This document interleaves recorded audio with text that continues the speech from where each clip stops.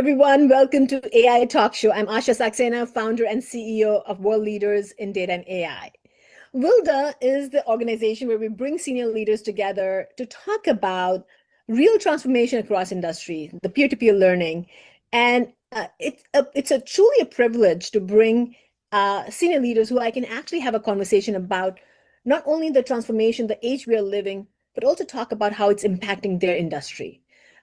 Today, we're going to talk about life sciences, and I think such a critical industry of how we impact, especially technology impact, patients' outcome and lives.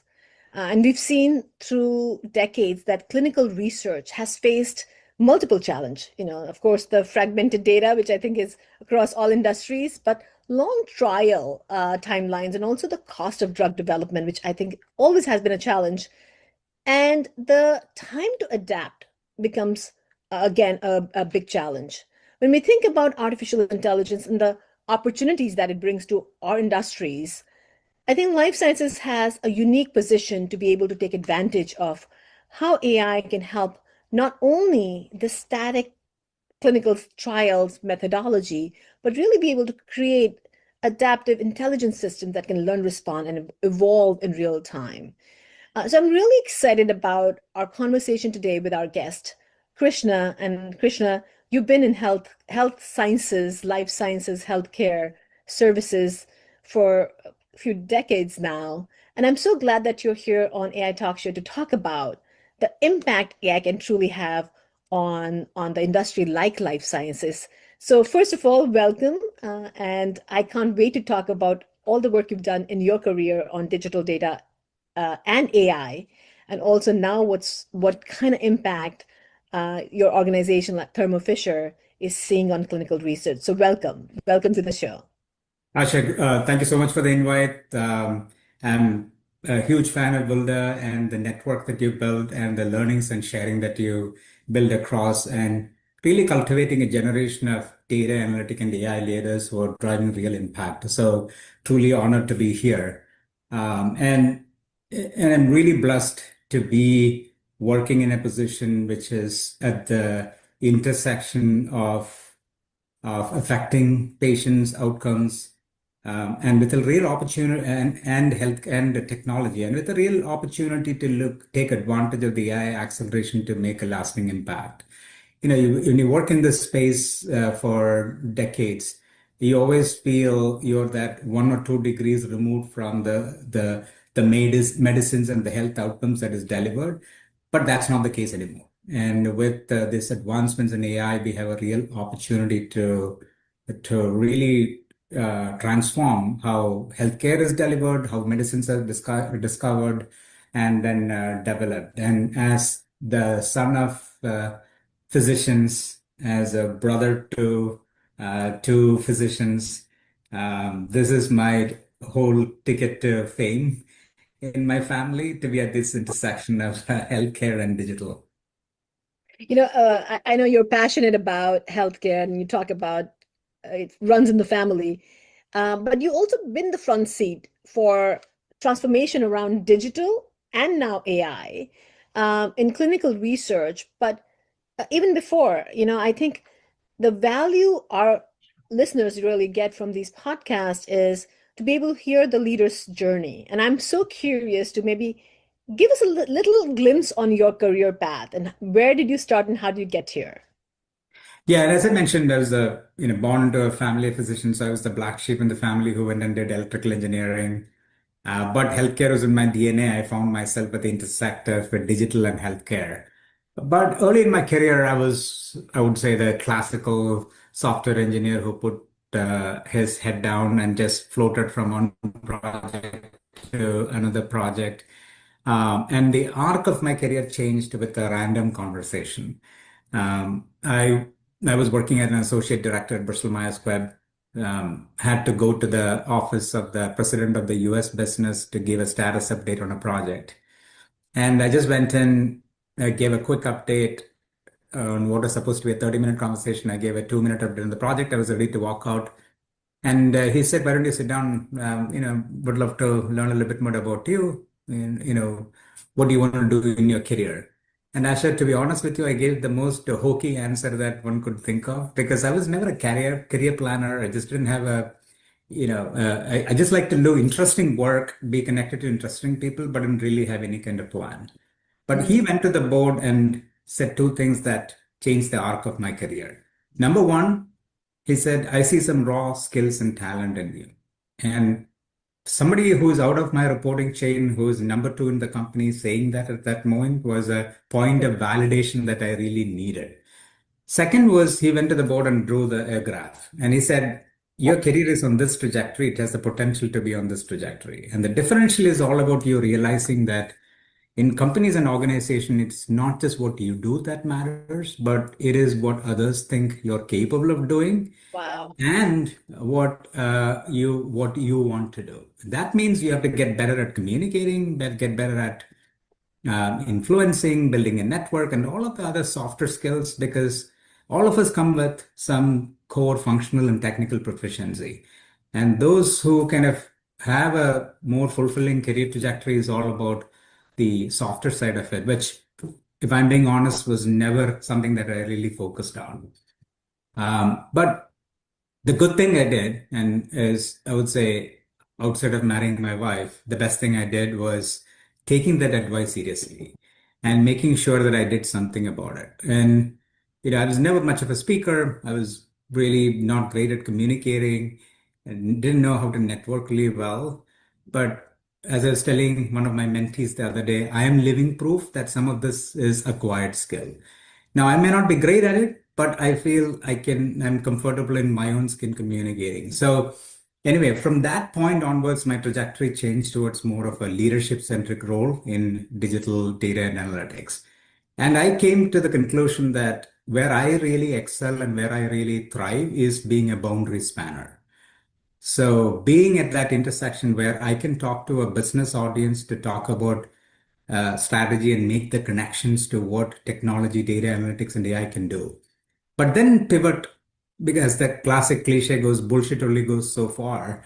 You need to deliver. So then turning around and then driving the value creation with technology, data analytics, and AI team. And that intersection, I found my home. And since then, I've been on a career where I became a chief data officer at Bristol Myers Squibb, then became Chief Data Analytics and AI Officer at Zoetis, now Chief Digital and AI Officer for our clinical research business.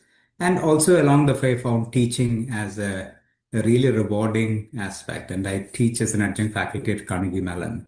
But that point of influence in my career, where somebody stepped forward and gave me a guidance, has always been in the back of my mind. And so one thing I'm really proud of is the number of mentees that I have in my network and number of people that I'm like recently I did their LinkedIn post to find opportunities for early career professionals in US and India. So that paid forward has stayed with me. And so in summary, I'm here only because of investments that other people made in me. I love that. And there's so many nuggets and so many things I can talk about with you for hours. But I think what you said was, I think such a big value. I think that happened in my career too. My first boss identified and said, you should go be an entrepreneur. I would have never been an entrepreneur if he didn't push me in that direction. So I think a lot along your career, if you find sponsors, you find mentors, or you find people who believe in you more than you believe in yourself, kind of gives you a little edge. And not everybody doesn't get that lucky, so sometimes Yeah, you don't find those people. And so what do you do? And I think the things you spoke about, it's like building the confidence in yourself. Maybe you're not the best speaker in the world, but having the confidence that I want to communicate the message to add right. value. You know, one thing which I always say is that no matter where you show, add value wherever you go, and whatever Yeah, value you can add in your own realm becomes really, really important. So I think the value in your case, you're adding value in the society. I love looking at your LinkedIn because you're always adding value through your LinkedIn. Your mentors, mentees, and the fact that you became a mentor to make sure that, you're paying forward is such a critical thing. And I love what you said. It's because you get back 1,000 times more when you're trying to pay 100%. forward. And I think, 100%. and I think even in your earlier career, and hopefully the audience could take this with them, that even if you are early on in your career, paying forward always helps. No, it doesn't, there's no measuring scale if it's big or small, but whatever you can give and you can add value along the way, pay comes back so much more. And I think that's why the community, the Wilder community, I feel is so much, peer to peer, making sure the other person is getting ahead. It's such a great community because you learn to give unconditionally. And I think if we do that from the early on in our career, that's a great starting point. Truly, I think we are in a time of unprecedented digital disruption and digital acceleration.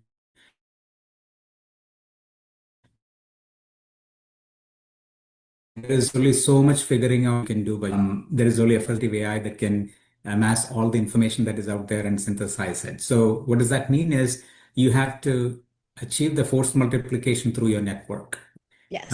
So the ability to learn from others who are going through the journey. I recently talked to a chief data officer who is in the process of shaping an AI transformation strategy and ready to present to the board. And there's so many insights that I could gather from how they're thinking about it, where they're saying the value unlock and others. So if at all there is a moment where we have to learn from each other, this is it. Yeah.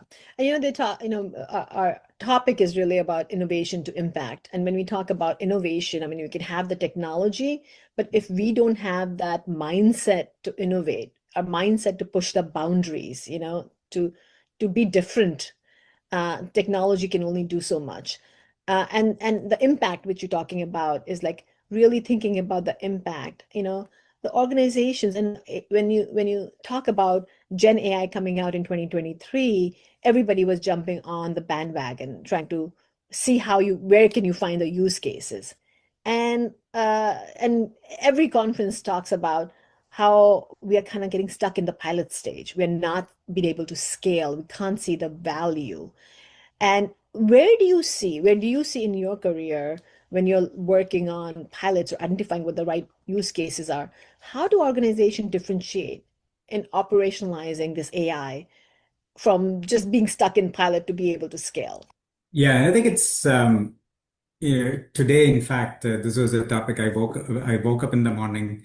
So I have this routine with my wife. We both sit in the sunroom and have coffee, and that's when my brain is firing. So I had this idea around that with all the AI transformation, organizations should not lose the soul of their organization. So I did a LinkedIn post today around that topic to say that we have to be really clear around what are we trying to achieve from it. So you talked about that value unlock, which is such a critical element where you can get lost in the shuffle amidst all of the hype as well as the excitement around technology. Beyond hype, it is about there is a lot of exciting potential, but you have to be really clear about the soul of your organization. So we are a company that is centered around advancing clinical trial outcomes and helping our sponsors who are biotech and biopharma bring the next greatest scientific innovation faster and better than to the patients who are waiting for it. That is our mission. Yeah. We're not trying to be AI for the sake of AI. No, so everything that we have to do has to have some connective thread to that mission, which means that areas that we are focused around is how can we use AI to do smarter trial design? What Yeah. can we do to elevate the rate of patient enrollment in trials? How can we help patients stick on to trials, make that experience better? How do we do data analysis better? How do we do regulatory submissions faster? When you think about that context, then you have to be really have a venture capital mindset to it to say, this is my value thesis. These are the areas of investment. These is the under which now I need to take a portfolio approach to say, I need, especially with the capability that is moving so fast, I need to have multiple shots on goal. So I think of myself as kind of a managing partner of an internal venture capital fund focused on AI acceleration of clinical trials. And we have these four thesis areas, and I'm going to invest in a range of shots on goal. Some of them will fail, some of them will succeed, and the payoff in total will lead to the outcomes that we want. So what does that mean? To not get in pilotitis, if that is a word, is all about being very, very critical around your exit strategy from the pilots. Lot of times I see companies jump into it to try out a technology, but not clear what success means for that proof of concept or pilot. Are you proving out technical feasibility? Or are you trying to prove out value feasibility to say, is the value unlock potential? So that's number one. Second is the realization that all of this is about value unlock, and 70% of the game is adoption and scaling.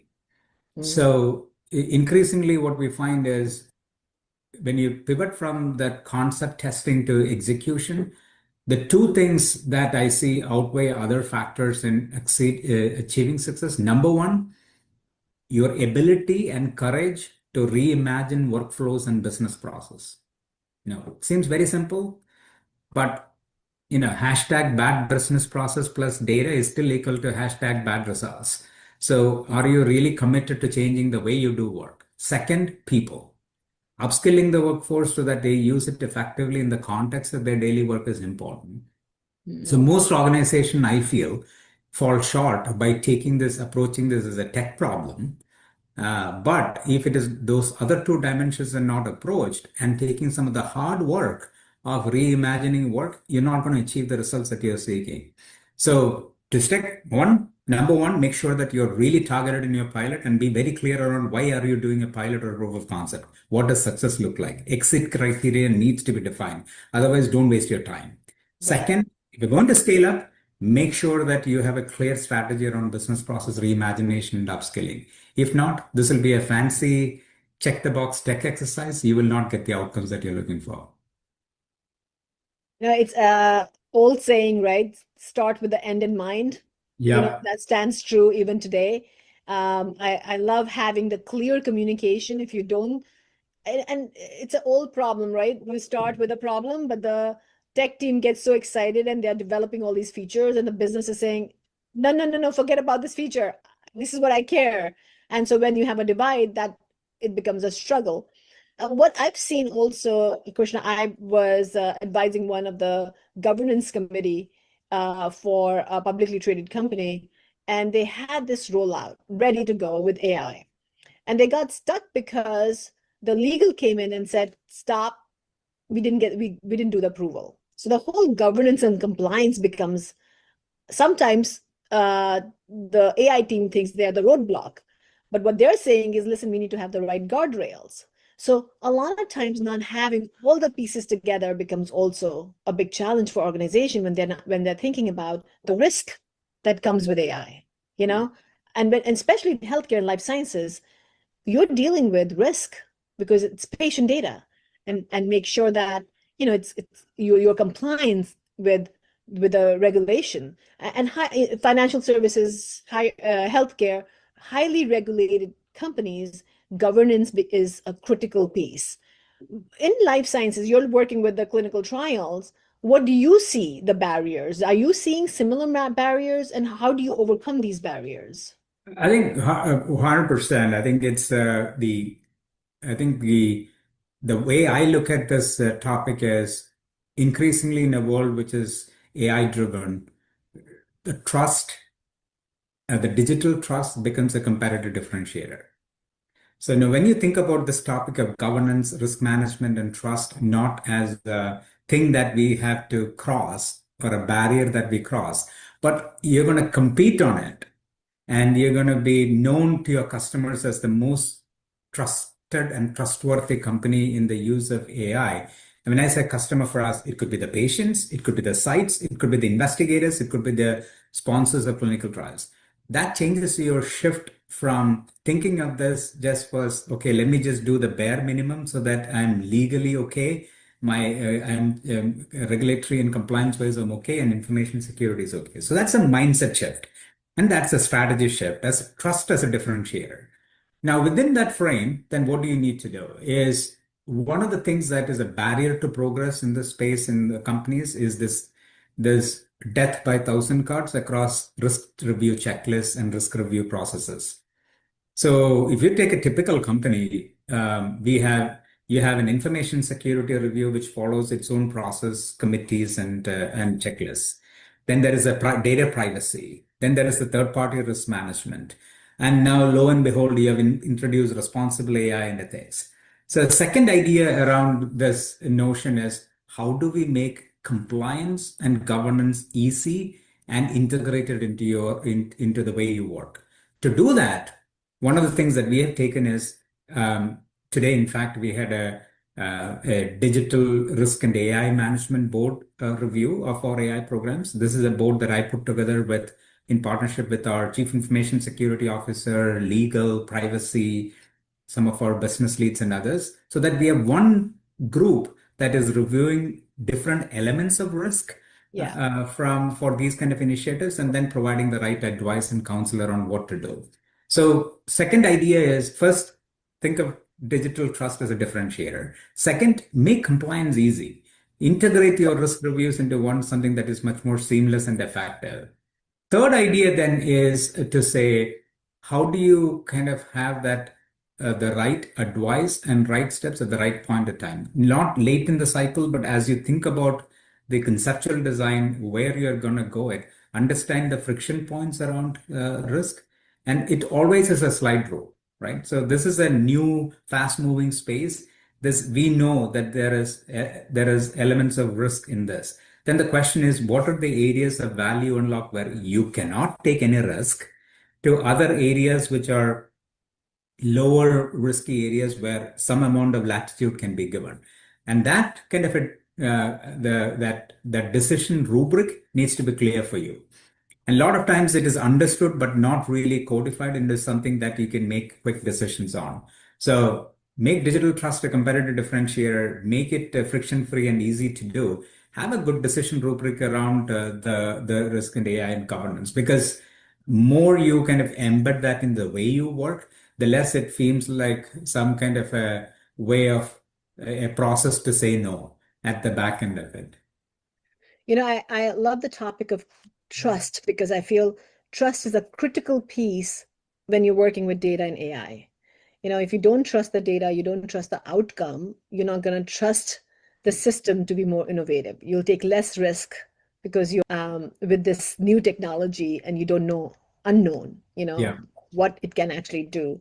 When we talk about innovation, and you touched upon, be your own venture fund or venture group within your organization, try to see what can you create, what value can you create, what impact can you have with the technology as powerful as AI can be. How do you see where the boundaries are for this innovation? Because when you think about AI, yes, especially engineers get really excited for all that can be done. Business is excited about what can be done, but there has to be some boundaries around innovation as well. So where do you push your team in being innovative, and where do you push them not to be innovative? Yeah. I think it's funny. I had a team conversation yesterday. Say we are a digital and AI organization within our clinical research business who is asking all of the operational teams around us to transform themselves with AI to deliver higher levels of productivity, higher levels of results. We will have no legs to stand on if we don't show ourselves as the most shining example of that. So just imagine you're a digital and AI organization, but still do software development, data engineering work the traditional way. Yeah. So step one is to say, eat your own dog food or a food of your choice. You need to show up as the best example of AI done right. Then I can argue with my counterparties in the operations and business leadership to say, here is the results that I have got in my organization. You can change too. That's number one. Right. Second is on the guardrails of what we can and we should not do. I work in a scientific and a clinical intensive business that is centered around outcomes to patients and this. Now, I myself, in my own personal journey, have seen up close the results of the scientific progress. My wife went through an advanced breast cancer diagnosis a few years back. She's loving life and living great because of all of the scientific innovations that came into the market over the last 10 years, including advancements in immuno-oncology and other drugs. That all happened because somebody had an idea that was funded, that was invested, that was clearly developed, and others. But there was a combination of human judgment, human expertise, with other tools and technologies. So what that translates to then in an idea of guardrails is you have to really understand decisions and actions from the context of where is it supremely important for human oversight and human judgment to where it is all about task automation and where you can lead to kind of autonomous results to happen. So that has to be assessed for all of the critical workflows in an organization. So we have done that exercise across the clinical trial spectrum to say these are areas where it is all about how can we do it faster, low risk, a lot of administrative tasks that can be eliminated, a lot of system hopping that can be eliminated, a lot of data entry that can be eliminated. These set of things, this is where scientific and clinical expertise come in. We want the trusted experts to own the results, own the outcomes, and own the output. And there are things in between. So what does all this translates into is we are going role by role and defining what is the best AI augmentation level that we should be striving for. And we have drawn a scale for ours, starting from augmentation level 0, which stands for human is doing all of the work. They may be using tools, but human is responsible. AL1, where the human is doing bulk of the work with AI assistance to it, but human is doing still majority of the work is done by humans with AI assistance. AL2 is where AI is doing most of the work, but a human is still responsible for verifying and validating every output before it goes out. AL3 is now AI is doing all of the work. Human is not validating every output, but is sampling some of them. Just like if you're in a chocolate factory, the chocolates are coming down the assembly line, you're picking some chocolates at random to see whether it is within quality thresholds. Similar idea that it is random sampling. And AL4, fully autonomous, where AI is operating under policies and rules that has been set aside. So what we're going through the roles is to say which roles do we see is going to maybe peak at AL1 or AL2 or which is going to at AL4. So this is an Excel badge or AI badge or an organizational operational badge or HR badge. Should be part of your workforce planning to look at to say priority roles. What is the degree of augmentation that you see, and then how do you shape that? When I say shape that, that means upskilling, recruiting, the kind of organizational strategies you need to have in place. But that is how you arrive at the guardrails, which such an important question that you asked, Asha, that unless you have kind of a systematic approach to it, you will be just taking random shots on goal across the board. And if you need to have an organized workforce strategy where a CDAIO or an AI leader needs to work in close partnership with the HR leader and the business leader to come up with that human plus digital workforce strategy.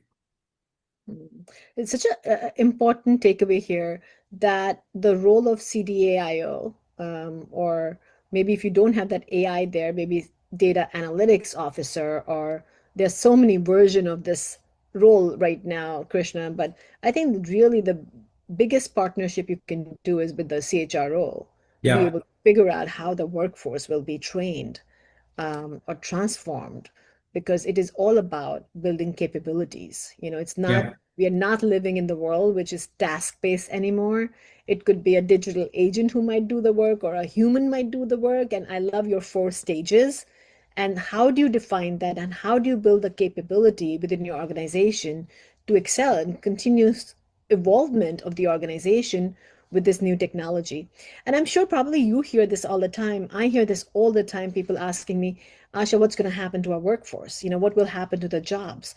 Will people get the same jobs? Because I think Anthropic recently published what about 90%, and I think it's around 90% of their programming will be done by Claude Code. And it's incredible that programming will be done by AI, but we would still need people to validate, evaluate, give direction, come up with if the code is right and can be used and how it should be used. So the positions might change, the right. roles might change, and there'll be collaboration, a little bit of AI, a little bit of human, I lined up writing the book Digital Human Advantage only because I was got so curious about 18 months back, where we are going to be living in a world which will coexist with digital humans, with real humans. And so, Yeah, what is the advantage of having your best friend who's read, you know, thousands of books and can be your smart partner, the yeah, invisible partner? And how do you really use it? I love what you said. If you don't use it, then how can you have your business users use it? So, yeah. as technology, you need to be the leader. And I come to the last question, which is a leadership question. It's about the transformation of people. You've seen, over the decades, we went from, client server technology to big data evolution to digital evolution to now AI evolution. What is leadership look like in this day and age? Technical expertise versus business expertise versus curiosity. What do leaders should be thinking about getting ready for this constant rapid change that's happening in the industry? I think the one word that comes to my mind is agility. This could be learning agility, the agility to pivot when disruptions are shifting the way things are done.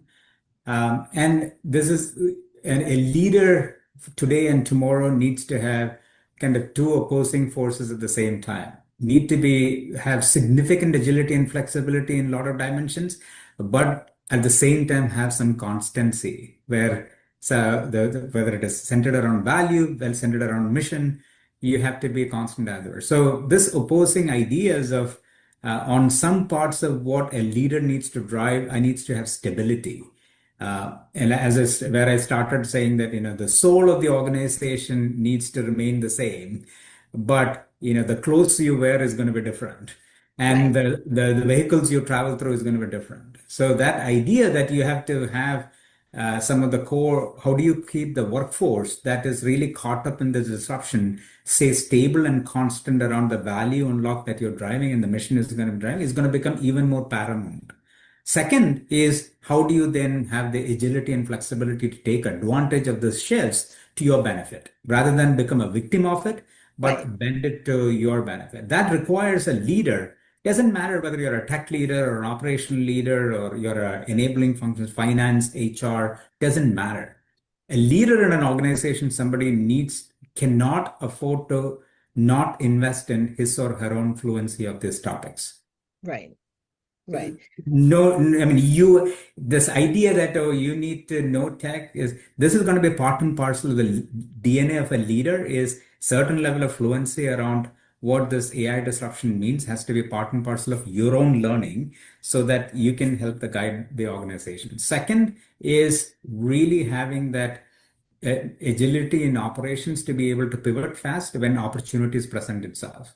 And a lot of times you get into this linear execution mode to say, I'm gonna the classical IT system implementation, which I hate with a passion, is this idea that you start with this linear thinking around scope, definition, and others. By the time you get to the end, the business opportunity has moved on and the entire organization has moved on. So how do you then be centered around what you want to unlock, but be fast, be able to experiment, be able to kind of adapt as things shift. And the final thing is around making sure that you're using the network effectively. yes, And that network is a human plus digital network. And where do you rely on human expertise as a composite across all of the nodes in your network? And how do you use AI nodes effectively so that you can deliver a kind of a 10x kind of an impact through that? I mean, when you change it from there is a whole boatload of change to a mindset of this is truly an amazing opportunity to deliver an impact so outsized by using capabilities like AI, thinking differently about work, and by embracing it, then you turn from a point of concern to an exciting time. So I think if there is one word I would encourage the leaders on this podcast who's listening to this podcast would be to say embrace it. right. This is truly a historic moment that we are living through. And we have in our hands the power to shape some of these journeys in our industries. Let's not waste this time. Absolutely. I truly agree with you. I, in fact, say that I'm so glad that I'm still working in this field because this is such a great opportunity for all of us to really take advantage of what is getting created today. I mean, it's incredible the kind of Yeah. systems, the kind of technology we as leaders can create and create the impact in the world. Innovation, and we talk about innovation, but we have an opportunity with this technology to be able to innovate and really create the impact to be able to help your business, help your organization continue succeeding in the direction they're going. Yes, I mean, I don't even want to talk about the world, Krishna, we live in today. There is so much uncertainty how our organizations could get impacted by it. But the fact that we as teams, as leaders, you build the teams that can be, I love agility you spoke about, you know, to have the agility to use a technology like artificial intelligence, AI, to be able to create impact. Data is going to be the core and center. Digital frameworks will continue evolving with this, but I think as humans, we need to constantly keep evolving. You Yeah. know, yesterday somebody said to me, "What will happen? We are going to have more time," and I said, "That's not a bad thing. You know, if we become more efficient, we can create more impact. We can have more time to reconnect." And the phenomena, what they're saying is the phenomena that of human to human connection will come back again because we will have time to have those real meaningful relationship. The communities will be evolving because of that, because having that connection to learn from each other. We have plenty to learn from the machines, and hopefully that will continue educating us, but having community will become more important. To find time to connect with your teammates in person when you can. I know we all live in a virtual world. We've been talking about meeting in New Jersey, and so we have to find time to connect and see each other in person more and be able to have these human connections. Um, Krishna, thank you so much for coming on the show. I really appreciate it. I could talk for hours with you, but we have to close and get back to doing our day job. Really appreciate your time. Thank you so much. Thank you so much, Asha, and I wish all of those listeners of you to continue following Wilda. It's an amazing organization to follow. Asha is a force of nature. Oh, I'm thank a you so huge much, Krishna. fan, so stay Same connected. here. Back at you. Big fan of yours. I love listening to your stories on LinkedIn and how amazing you're always giving back to the community. So yes, follow both of us, and we'll follow you back and make sure you create an impact in the organization. We are living in a great time. We are living in a time when we are going to be moving, transforming, building, creating, and so be a part of the leadership team. Yes, absolutely. Follow Builder. World Leaders in Data and AI is a thought leadership organization where peer-to-peer learning, it's all about lifelong learning, which we believe in. And hopefully you take that journey and continue evolving. Thank you so much for listening, and we'll see you again next time at the AI Talk Show. Thank you so much.